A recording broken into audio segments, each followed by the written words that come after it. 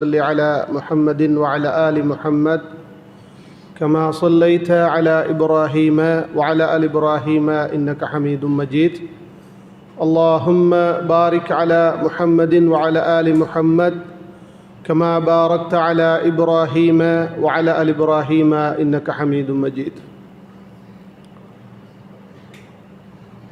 மதிப்புக்குரிய சகோதரர்களே, ஒவ்வொரு செவ்வாய்க்கிழமைகளிலும் நாங்கள்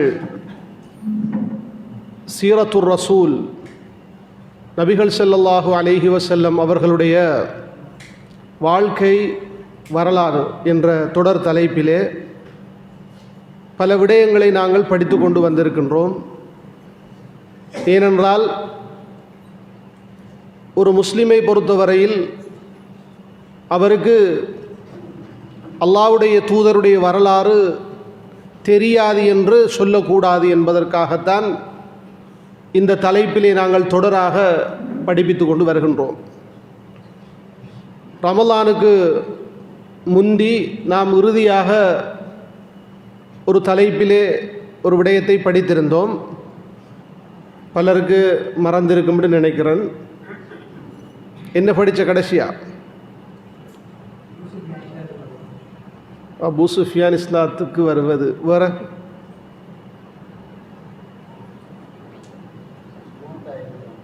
முஅத்தா என்ற யுத்தம். அபூ சுஃபியான் இஸ்லாத்துக்கு வாரவை பற்றி இன்றைக்கு படிக்க போகிறோம். மக்கா வெற்றி. இஸ்லாமிய வரலாற்றிலே இடம்பெற்ற முஅத்தா என்ற ஒரு யுத்தத்தை பற்றி படித்தோம். முஅத்தா போர். அதிலே அல்லாஹ்வுடைய தூதர் தளபதியாக கலந்து கொள்ளவில்லை. ஆனால் அது ரோமர்களுக்கு எதிராக இடம்பெற்ற ஒரு போராட்டம். ரோமர்கள் தரப்பிலே 2,00,000 பேரும், முஸ்லீம்கள் தரப்பிலே 3,000 பேரும். இதிலே வழமைக்கு மாற்றமாக 3 தளபதிகளை அல்லாஹ்வுடைய தூதர் நியமித்து அனுப்பிய ஒரு போராட்டம் தான் இந்த முஅத்தா என்ற ஒரு போராட்டம். ஹிஜ்ரி 8ஆம் ஆண்டு நடைபெற்றது. அந்த 3 தளபதிகளும் அந்த யுத்தத்திலே ஷஹீதாக்கப்பட்டார்கள்.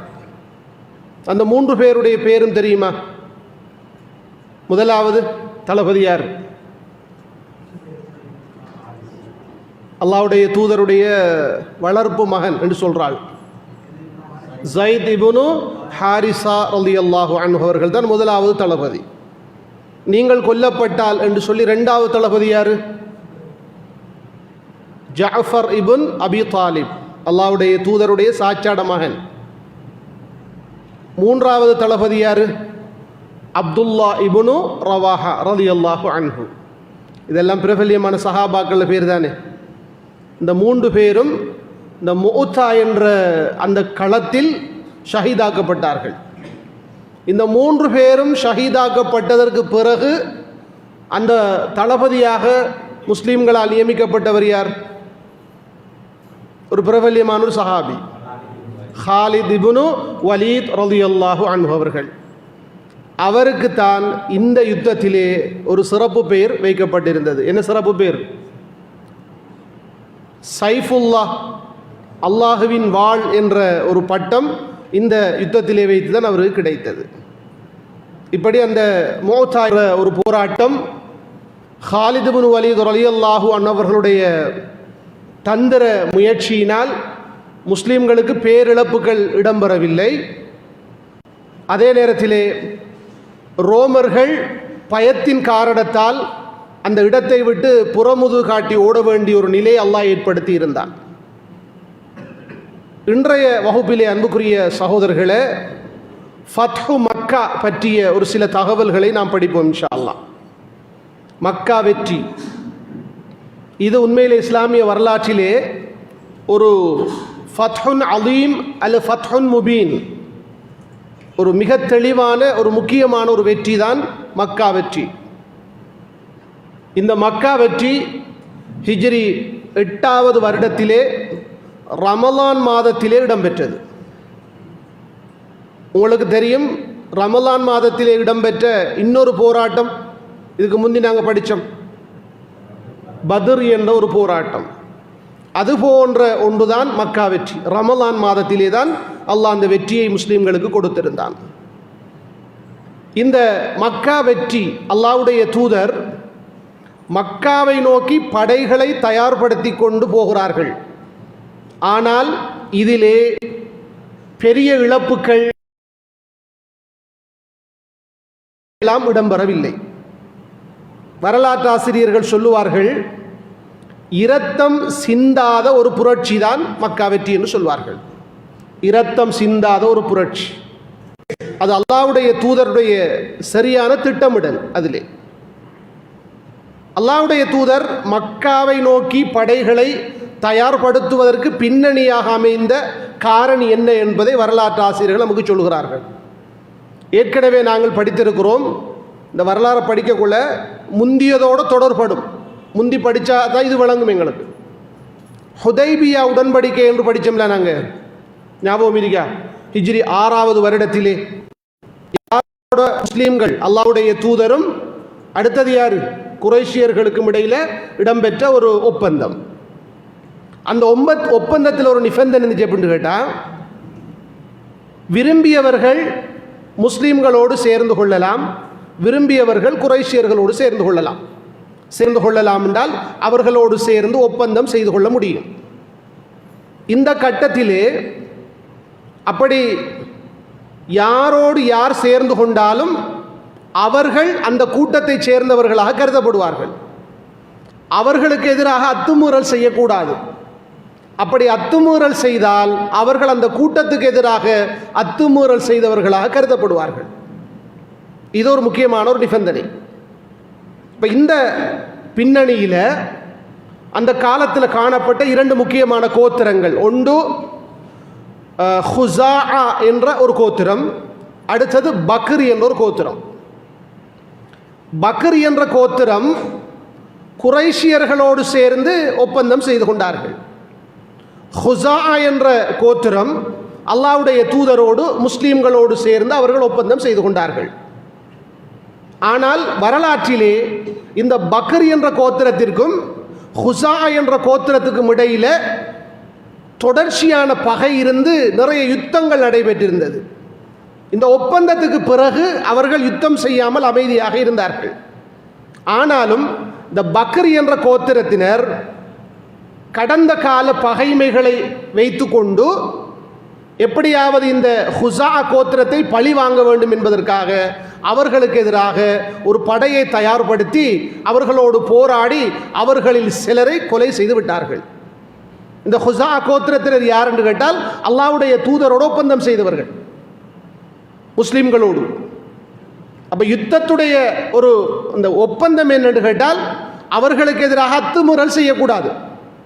ஆனால் இந்த குறைஷியர்களோடு ஒப்பந்தம் செய்த பக்ர் என்ற கோத்திரத்தினர் அல்லாஹ்வுடைய தூதரோடு முஸ்லீம்களோடு ஒப்பந்தம் செய்த அதற்கு குறைஷியர்களும் ஆயுதம் கொடுத்து உதவியும் செய்து விட்டார்கள். சில நேரங்களிலே வரலாற்று ஆசிரியர்கள் குறிப்பிடுகிறார்கள், இரவு நேரத்திலே குறைஷியர்களும் சேர்ந்து அந்த ஹுஸா கோத்திரத்தை சேர்ந்தவர்களை கொலை செய்கிற நடவடிக்கைகளிலும் ஈடுபட்டார்கள். இப்படி அந்த ஒப்பந்தத்தை முறிக்கின்ற ஒரு விடயம், அவர்களுக்கு எதிரான அத்துமீறல் என்ற ஒரு விடயம், இந்த விடயத்தை அல்லாஹ்வுடைய தூதருக்கு தெரிவிப்பதற்காக மக்காவிலே இருந்து மதீனாவுக்கு அம்ர் பின் சாலிம் என்பவர் அவருடைய தோழர்களோடு வருகிறார். இந்த இப்படி ஒன்று நடந்துட்டு மக்காவில் சொல்றதுக்கு வந்தபோது அல்லாஹ்வுடைய தூதர் மஸ்ஜிதிலே இருக்கிறார்கள். உடனே அவருக்கு ஏற்பட்ட கவலையை கவிதைகளில் பாடி அந்த விடயத்தை அல்லாஹ்வுடைய தூதருக்கு தெரியப்படுத்துகிறார். நடந்த அந்த கொடுமை கவிதையா பாடி. அதற்கு பிறகு அல்லாஹ்வுடைய தூதர் அவரை பார்த்து சொன்னார், நீங்கள் உதவி செய்யப்படுவீர்கள் என்று சொன்னார். உங்களுக்கு உதவி கிடைக்கும், நீங்கள் போங்க. அதே போல ஃபுலைல் என்று சொல்லக்கூடிய ஒருவரும் அந்த ஹுஸா கோத்திரத்தை சேர்ந்தவர், அவரும் அவருடைய தோழர்களோடு வந்து அல்லாஹ்வுடைய தூதரிடத்திலே நடந்த நிகழ்வுகளை சொல்லிவிட்டார். உண்மையிலே அல்லாஹ்வுடைய தூதருக்கு இது அல்லாஹுவினால் அறிவிக்கப்பட்ட ஒரு விடயம்தான். இதான் அந்த மக்காவை நோக்கி படை தயார்படுத்தி கொண்டு போவதற்கு பின்னணியாக அமைந்த ஒரு காரணம், முக்கியமான காரணம் இதான். இப்போது குறைஷியர்கள் உணர்கிறார்கள், நாம் இந்த பக்கர் கோத்திரத்திற்கு நம்ம உதவி செஞ்சிட்டோம், ஹுசா கோத்திரத்துக்கு மீது அத்துமுறல் செஞ்சிட்டோம், இது ஒரு பாரதூரமான விளைவை ஏற்படுத்தும்.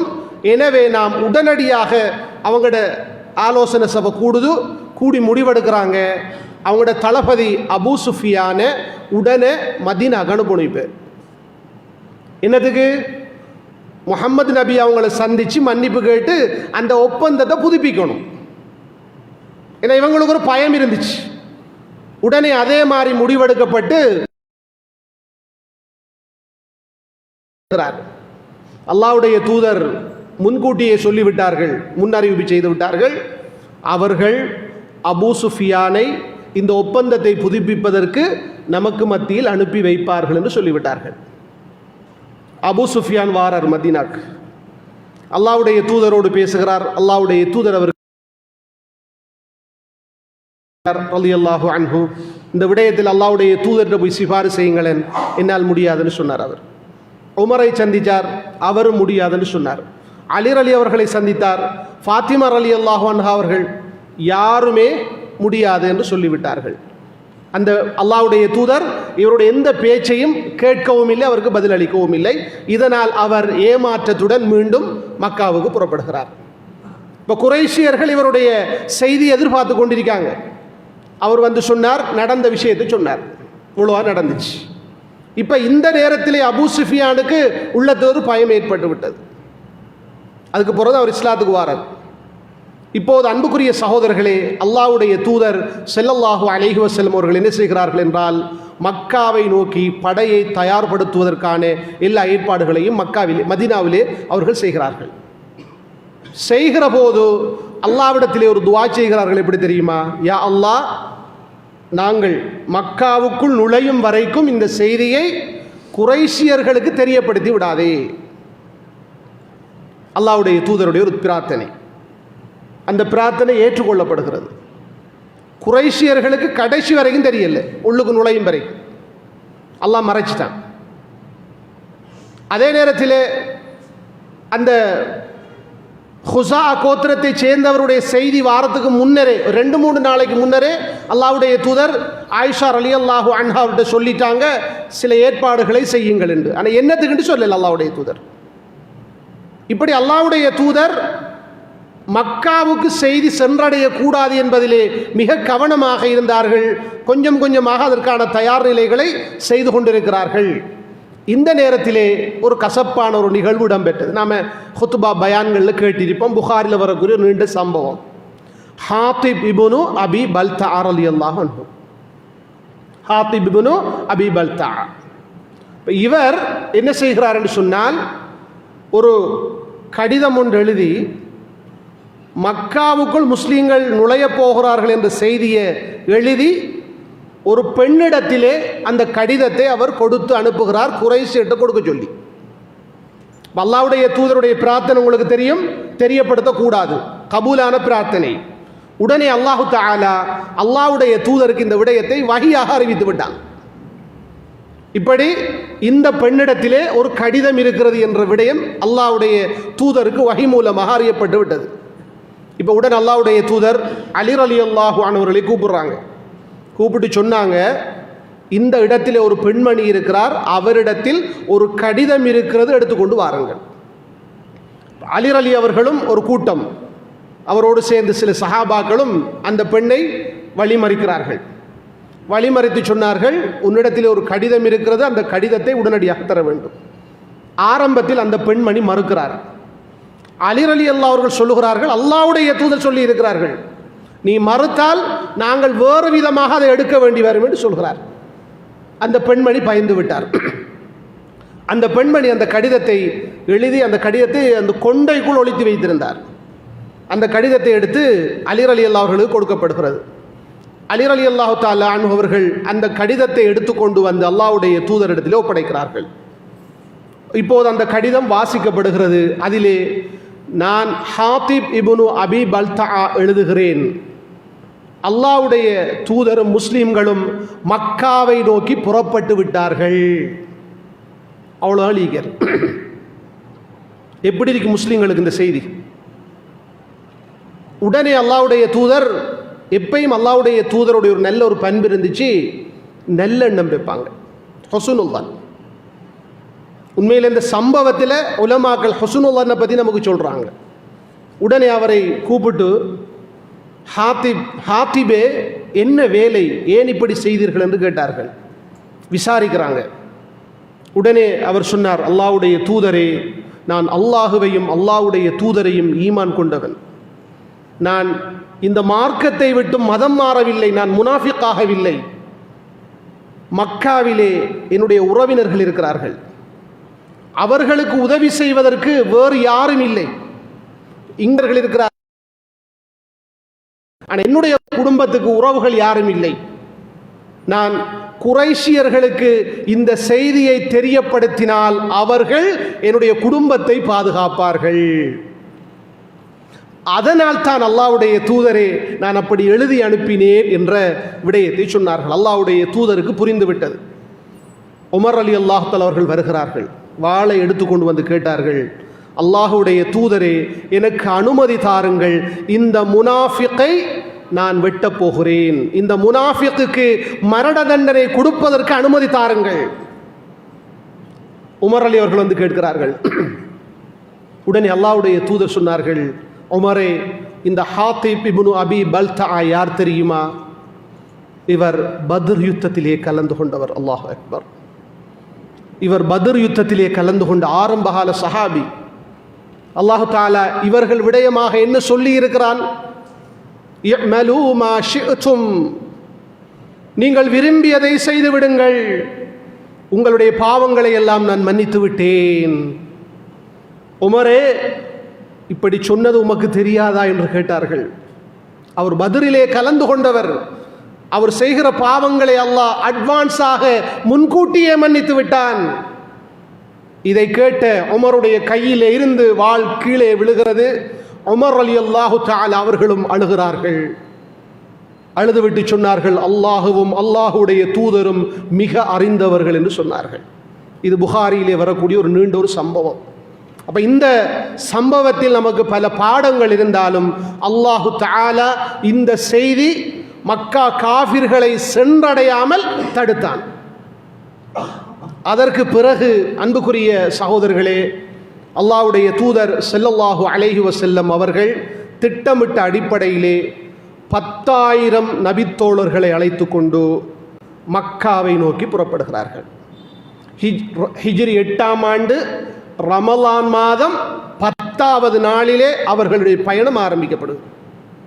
இந்த அல்லாஹ்வுடைய தூதர் இந்த செய்தி காஃபிர்களுக்கு தெரியக்கூடாது என்பதற்காக இன்னொரு செயலையும் செய்தார்கள். எப்படி என்றால், ஒரு சின்ன ஒரு படை பிரிவொண்ட வேறொரு இடத்துக்கு அனுப்பினாங்க. சும்மா இந்த கவனத்தை திசை திருப்புறதுக்காக வேண்டி. இப்போ எல்லார கவனம் எங்கே இருக்கும்?